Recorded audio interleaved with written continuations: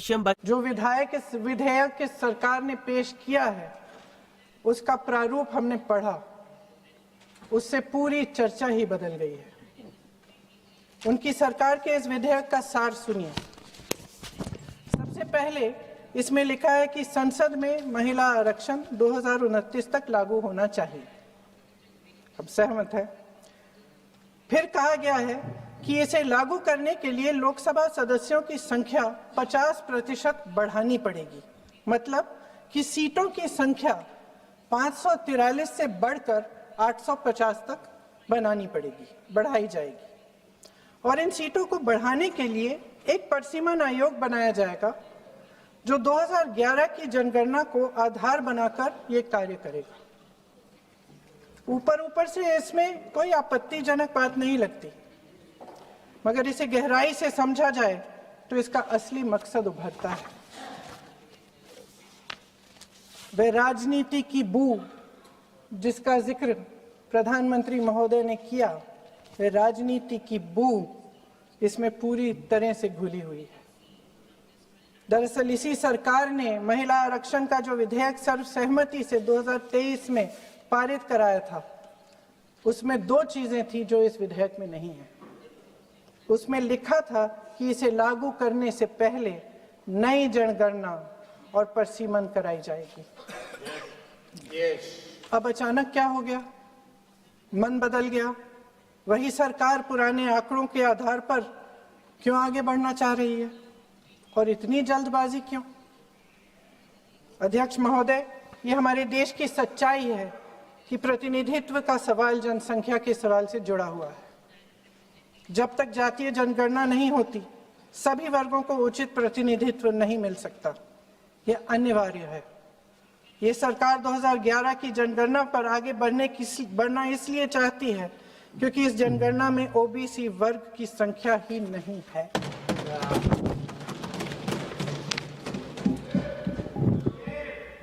आज प्रधानमंत्री महोदय ने बड़े हल्के में बोल दिया कि इस वर्ग और उस वर्ग के बारे में हम बाद में देख लेंगे। कौन सा इस वर्ग, कौन सा उस वर्ग? ओबीसी वर्ग की बात कर रहे थे कि हम बाद में ही देख लेंगे इसके बारे में। ये हल्के में नहीं लेना चाहिए अध्यक्ष महोदय। एक बहुत बड़ी संख्या है, एक पूरे वर्ग का परिश्रम है, एक पूरे वर्ग का संघर्ष है।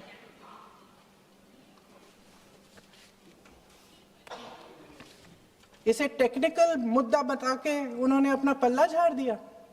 हम इनकी मांग कर रहे हैं, हम इनकी जरूरतों को आगे कर रहे हैं, हम कह रहे हैं कि इनको भी अपना हक मिलना चाहिए, और प्रधानमंत्री जी ने उसको एक टेक्निकल मुद्दा बता दिया। हमारे प्रधानमंत्री महोदय किस बात से घबरा रहे हैं? इसी बात से ना कि जब नई जनगणना होगी तो इस ओबीसी वर्ग के असली आंकड़े निकलेंगे और उसमें पता चलेगा कि ये वर्ग कितना मजबूत है, कितना बड़ा है, और उसके हक को कोई नकार नहीं पाएगा। 2011 की जनगणना को परिसीमन का आधार बनाकर प्रधानमंत्री जी ओबीसी वर्ग की ये हक छीनना चाहते हैं। उनके साथ एक बहुत बड़ा अन्याय करने जा रहे हैं। अध्यक्ष महोदय, कांग्रेस पार्टी कभी नहीं होने देगी। हमारा संविधान सबका है, ये देश एक एक देशवासी का है। किसी एक का हक छीनकर इसे नहीं चलाया जा सकता। इस विधेयक में सिर्फ यह अभाव नहीं है, एक और खतरनाक अभाव है। संसद का 50% विस्तार प्रस्तावित है, लेकिन इसके लिए कोई ठोस प्रक्रिया के बारे में एक भी शब्द नहीं लिखा है। आश्चर्य की बात यह है कि इतने बड़े परिवर्तन के नियम क्या होंगे, कैसे किया जाएगा, इसके बारे में पूरे विधेयक में एक भी शब्द नहीं है। महोदय, संसद में भारत के हर प्रदेश की भागीदारी 1971 में निश्चित तौर पर तय की गई थी और इसमें परिवर्तन लाने पर रोक लगाई गई थी, लेकिन इस विधेयक के तहत ये सब बदलने जा रहा है। आदरणीय प्रधानमंत्री महोदय जी और उनके अन्य मंत्रियों के खोखले आश्वासनों के बावजूद यह निश्चित है कि संसद में प्रदेशों के वजन का परिवर्तन किया जाएगा।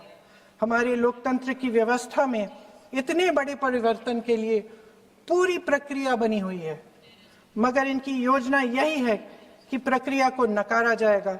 जिस तरह असम में इन्होंने मनचाहे सीटों को काटा पीटा, विपक्षी दलों के नेताओं की सीटों का विभाजन किया और अपने राजनीतिक फायदे के लिए नई सीमाएं बनाई, उसी तरह ये पूरे देश में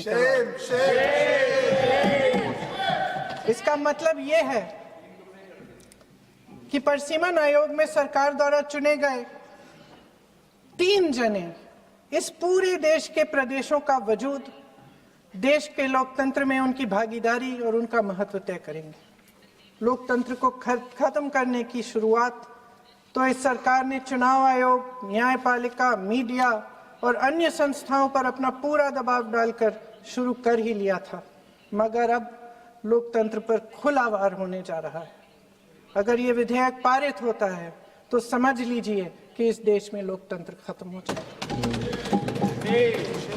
अध्यक्ष महोदय, मौजूदा सरकार एक बार फिर इस देश की जनता की आंखों में धूल झोंकने का काम करके देश की अखंडता पर बहुत बड़ा हमला कर रही है।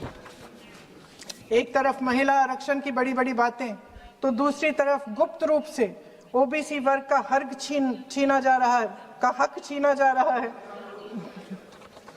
और कुछ प्रदेशों की ताकत कम करके लोकतंत्र की धज्जियां उड़ाकर अगले चुनाव के लिए अपनी पार्टी की मजबूती का ढांचा बनाया जा रहा है। हंस रहे हैं गृह मंत्री जी, हंस रहे हैं।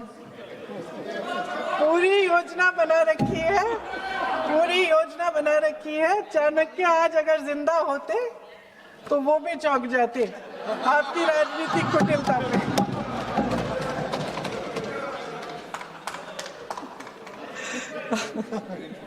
इन्होंने पूरी योजना बना रखी है, हंस रहे हैं, सहमत है मेरी बातों से।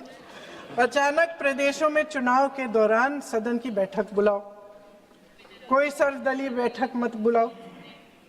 विधेयक का प्रारूप सिर्फ एक दिन पहले सार्वजनिक कर लो ताकि विपक्ष को कोई मौका न मिले कि इस पे चर्चा कर ठीक ढंग से हो। मीडिया और पब्लिक में पहले से ही चर्चा शुरू कर लो कि मोदी जी एक बहुत बड़ा कदम उठाने वाले हैं महिलाओं के उत्थान के लिए। ये विपक्षी दल के जो नेता हैं कुछ समझते नहीं हैं, राष्ट्र के हित में कुछ करते नहीं हैं, विरोध करेंगे। बेचारे मोदी जी इतना बड़ा कदम उठाने वाले हैं।